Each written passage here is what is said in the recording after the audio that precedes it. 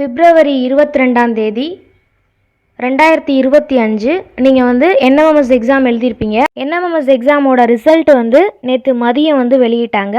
நீங்கள் வந்து உங்கள் ரிசல்ட்டு பார்த்துருப்பீங்க. நீங்கள் சேட்டில் எவ்வளோ, மேட்டில் எவ்வளோன்னு மார்க் பார்த்துருப்பீங்க.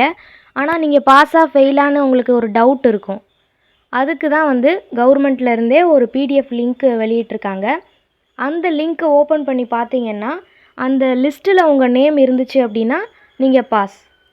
அப்படி நேம் இல்லை அப்படின்னா நீங்கள் கட் ஆஃப் மார்க்கு எடுக்கலைன்னு அர்த்தம். கட் ஆஃப் மார்க்கு கேஸ்ட் வைஸாக எத்தனை மார்க் எடுக்கணும்னு பார்க்கலாம். நீங்கள் பொது பிரிவினராக இருந்தீங்கன்னா 108 மார்க் எடுக்கணும். ஓபிசியாக இருந்தீங்கன்னா 97 மார்க் எடுக்கணும். பிசிஎம்மாக இருந்தீங்கன்னா 97 மார்க் எடுக்கணும். எம்பிசியாக இருந்தீங்கன்னா 96 மார்க் எடுக்கணும். எஸ்சியாக இருந்தீங்கன்னா 92 மார்க் எடுக்கணும். எஸ்சிஏயாக இருந்தீங்கன்னா 90 மார்க் எடுக்கணும். எஸ்டியாக இருந்தீங்கன்னா 92 மார்க் எடுக்கணும்.